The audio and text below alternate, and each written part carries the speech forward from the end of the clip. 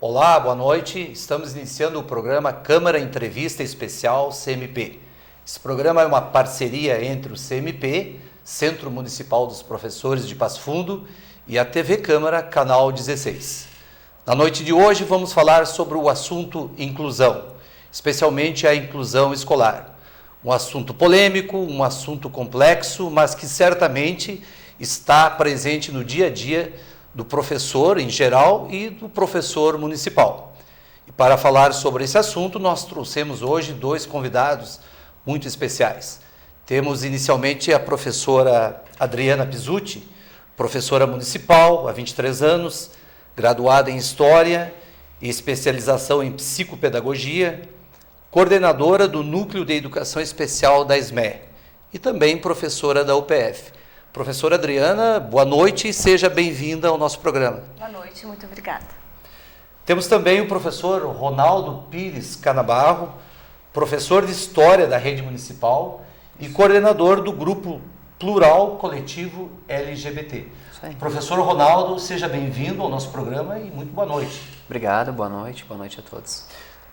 Nós vamos começar o nosso programa hoje fazendo uma pergunta que vai servir para os dois. Eu gostaria de ver a opinião dos dois a respeito de uma questão que é curiosidade, eu acho que de todos aqueles que se interessam pela questão inclusão.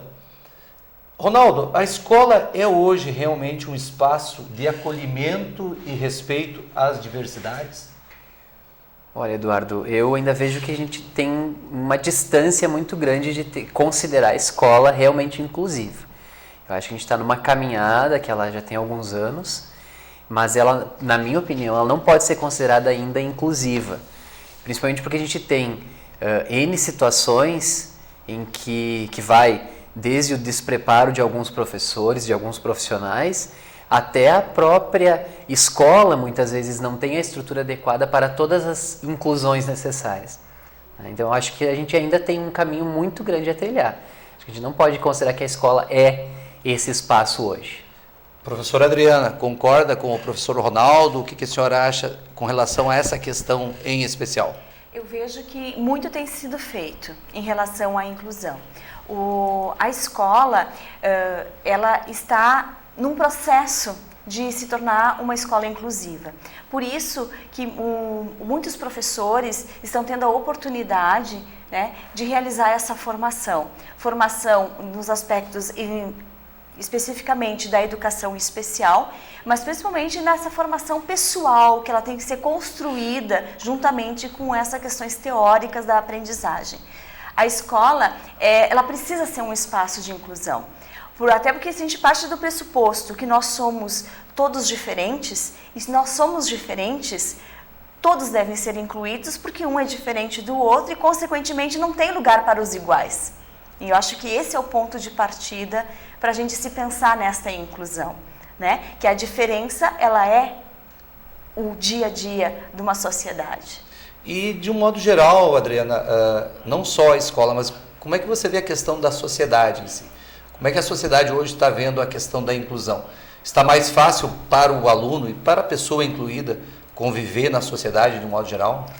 Eu penso que sim. Eu acho que esse caminho trilhado desse processo de inclusão escolar, ele vem facilitando que a sociedade conviva de uma forma mais efetiva com as pessoas que têm deficiências. Possa entendê-los melhor também? Sim, eu acredito que sim. Consegue viver de uma forma mais tranquila também, e penso assim que no dia a dia da movimentação, vamos supor assim, até da cidade, isso já é mais tranquilo, quando a gente vê uma pessoa cega, uma pessoa surda, um deficiente físico, alguém pedindo um auxílio para atravessar uma rua, ou uma informação, isso também está mais tranquilo. Num primeiro momento, alguns anos atrás, a gente via assim que as pessoas tinham muito receio, né? E hoje não, eu vejo assim com maior tranquilidade.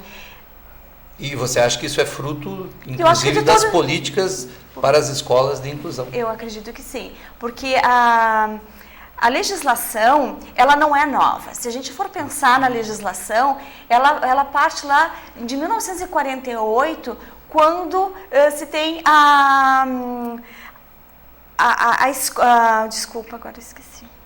A questão da inclusão? Não. A Declaração dos Direitos Humanos, desculpa. Perfeito. É a Declaração dos Direitos Humanos. Quando começa a Declaração dos Direitos Humanos, lá já diz que é direito iguais para todos. Não há nenhum tipo de discriminação. Então, se nós for pensar nessa caminhada, muito se perdeu. A gente está perdendo muito tempo desde 1948 a hoje. Em 2004... São mais de 50 anos. Né? Exatamente. Em 2004, a política pública e da educação inclusiva Direito à Diversidade, que foi um programa oferecido pelo MEC, isso veio aproximar toda essa legislação que foi sendo construída.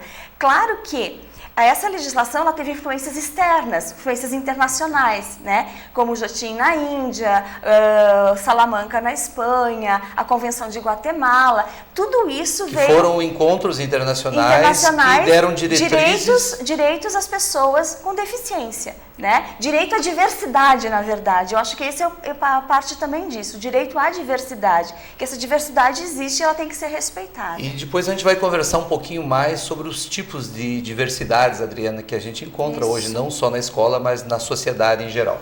Professor Ronaldo, a discriminação ela está presente nas escolas, isso não há dúvida. Quem é professor sabe disso. Presente na sociedade, né? E na sociedade de um modo geral, seja na questão racial, na questão econômica, em especial na questão da orientação sexual. O que a escola hoje está fazendo para romper inicialmente com esse preconceito, tornar a vida um pouquinho melhor do aluno ou do aluna que de alguma forma ele é diferente? Bom, Eduardo, eu acho que talvez seja importante para alguns que estão assistindo entender o porquê que o professor Ronaldo fala, né, de onde parte esse discurso. Eu sou um dos coordenadores do Plural, que é um coletivo LGBT aqui de Passo Fundo, né, então um coletivo que defende direitos humanos para lésbicas, gays, bissexuais, travestis e transexuais.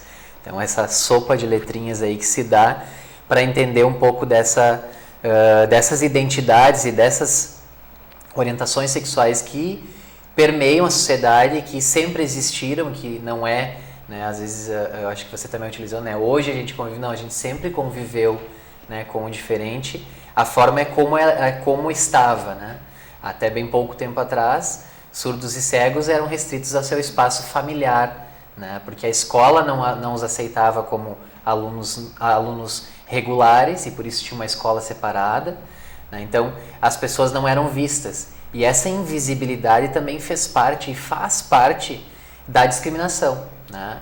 Então a gente vive numa cidade como Passo Fundo com cerca de 200 mil habitantes que circulam, nós temos 185 mil habitantes, mas nós temos pessoas que circulam aí pela cidade e nós temos uma população negra que segundo o IBGE chega a quase 50% da população, né, entre negros e pardos, que é relativo com relação àquilo que se fala. Isso numa cidade que tem características de descendências... Mesmo sendo, exatamente, alemãs, descendências alemãs e italianas.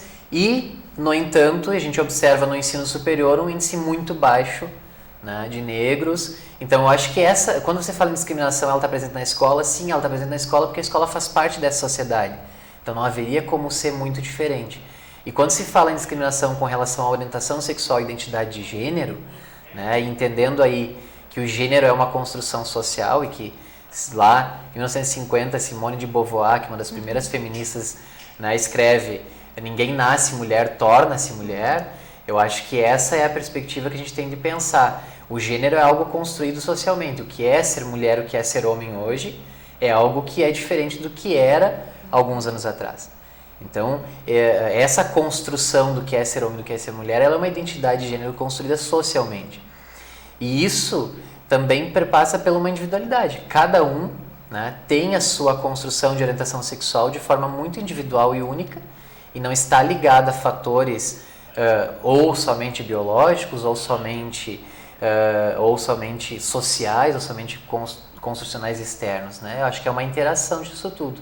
E a escola, respondendo a sua pergunta, como que a escola ela está contribuindo? Eu acho que a escola ainda tem uma discussão muito pequena. Essas discussões sobre orientação sexual e identidade de gênero, muitos professores passam correndo disso, né? Muitos não só passam correndo com os alunos, como passam correndo na própria formação deles. Isso porque a universidade não os deu formação, isso porque lá na escola, quando eles estudaram, também não debateram sobre sexualidade. E eu acho que, pelo menos aqui no município, nós não temos uma política de formação de professores que envolva esse assunto. A grande maioria dos professores, dos colegas professores, não se sente preparado, e aí eu coloco algumas aspas, né, no não se sentir preparado, porque eu acho que cada um deve buscar sempre o melhor na sua preparação para a sala de aula, mas não se sente preparado em como lidar com uma discriminação feita a uma aluna que é lésbica, ou um aluno que é gay, ou uma aluna travesti. Por que nós temos hoje uma evasão de praticamente 100% das travestis, elas não ficam na escola, não concluem, muitas não conseguem concluir nem o ensino fundamental.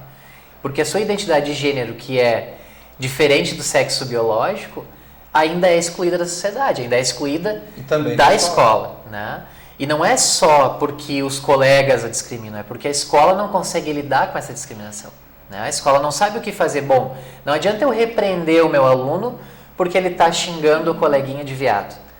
Eu tenho de pensar em que estratégias eu posso utilizar no meu ensino para fazer com que ele entenda que, ao chamar o colega de viado, ele está desumanizando ele. Está tornando ele um animal e não humano. De ofensa, não é mesmo? Né? Não pode ser levado não pode ser levado como ofensa. Mas não é no sentido que não pode ser levado, porque isso destrói a autoestima de uma criança. Né? Muitas crianças são assim chamadas, né, discriminadas, sem nem mesmo se saber se ela será ou não, se ela terá uma orientação sexual diferente da maioria. E não sei se diferente, porque eu acho que quando a gente fala diferente parece que existe uma coisa que deve ser normal e uma coisa que é anormal, né? Na verdade, a gente tem, e sabidamente a ciência mostra que existem orientações sexuais diferentes dentro da humanidade. Então nós temos a heterossexualidade, a homossexualidade e a bissexualidade. Essas três orientações sexuais, elas são parte da estrutura humana e elas não divergem porque uma é certa e a outra é errada, ou porque uma é normal e a outra é normal. Na verdade, existe um maior número de heterossexuais, né? Porém, isso não quer dizer que esse seja o normal, né? Que esse é alguns termos que acabam se misturando aí, né? Tu comentaste que aqui em Passo Fundo, pelo menos nos cursos de formação, não se contempla essa questão da sexualidade. Tu tem notícia de alguma rede, de algum estado ou algum município que já tem esse programa na sua formação? Já, existem. O estado de São Paulo já tem há alguns anos formação. Existe um grupo de formação de Brasília que é bastante interessante a forma como eles trabalham. O Rio de Janeiro, Porto Alegre tem já desde 98 os primeiros cursos de formação da rede de professores de Porto Alegre. Começou com Nuances em 1998 ainda, né? Mas são todas formações pensando na estrutura individual dos professores e talvez algumas pequenas ações para com os alunos. Eu acho que ainda se precisa pensar em como esses materiais vão chegar até os alunos, em como esses professores vão trabalhar com os alunos, em como a ideia de tirar a sexualidade da ideia de sexo, né, única e exclusivamente, e pensar a sexualidade como algo ligado a afeto, como algo ligado à vida de todos nós. A vida, né? De uma forma geral. A vida de uma forma geral, porque cada um exerce a sua sexualidade de uma forma saudável. E é isso que a gente tem de passar para os alunos. Como exercer a sua sexualidade, seja qual for ela, de uma forma saudável. Sem que tenha que carregar um fardo. Um estigma, exatamente. Professora Adriana, a senhora como coordenadora do programa de inclusão aqui da SME, provavelmente a senhora tenha dados importantes, estatísticos com relação à inclusão.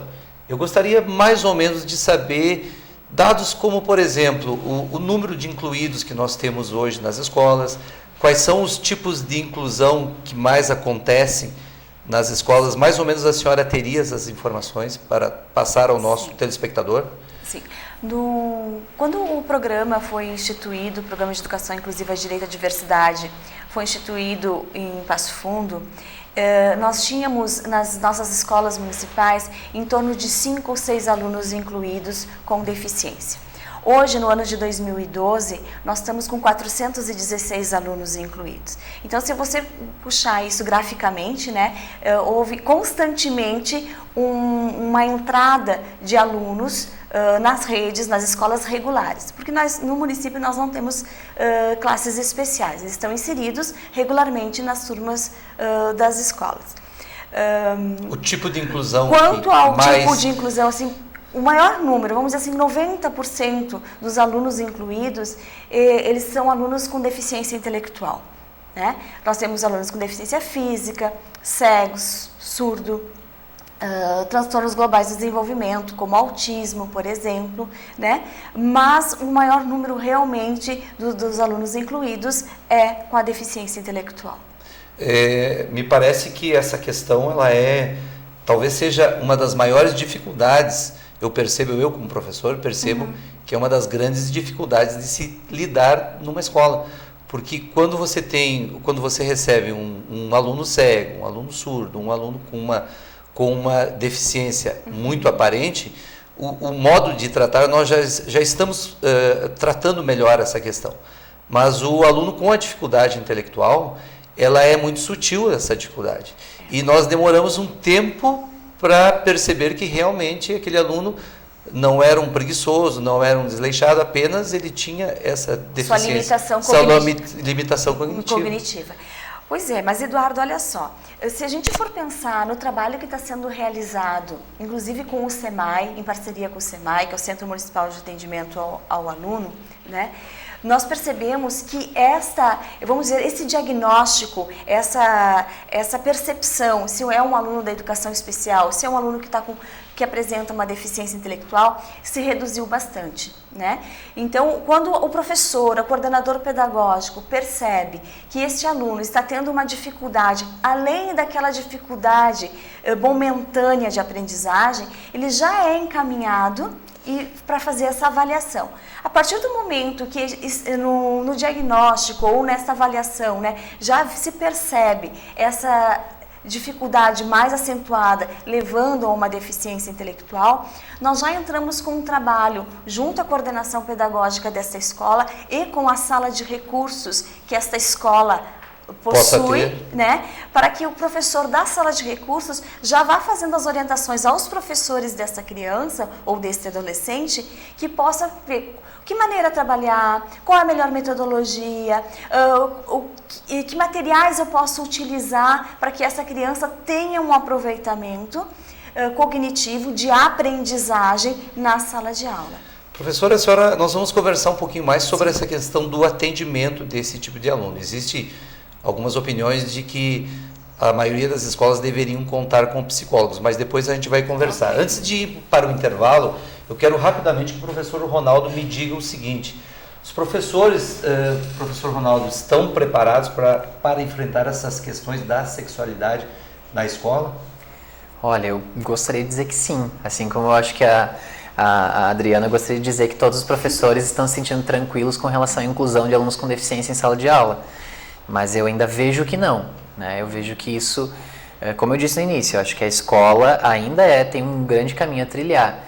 E eu acho que a discussão de inclusão ainda precisa ser muito mais profunda dentro das escolas. Eu acho que os alunos com deficiência ainda, muitos colegas não compreendem o que é inclusão de uma forma real e efetiva. Eu creio que muitos colegas também carregam um preconceito. Também, mas isso é inerente a todo ser humano, né? Todos nós temos preconceitos e todos os dias temos de fazer esforço para que esses preconceitos sejam rompidos, né? Porque a gente nasce e se constrói numa sociedade que é preconceituosa de várias formas. Então a gente precisa romper com isso. Eu acho que nós, profissionais de educação, mais do que nunca, precisamos pensar como nós podemos romper com o nosso preconceito primeiro. E aí a gente vai rompendo com outros, né? Então, depois do intervalo, tu vai me dizer, em termos práticos, como é que a gente faz para romper esses preconceitos. Nós estamos conversando com o professor Ronaldo Pires Canabarro e com a professora Adriana Pizzuti sobre o tema inclusão. Nós vamos para um breve intervalo e voltamos já já. Fique conosco.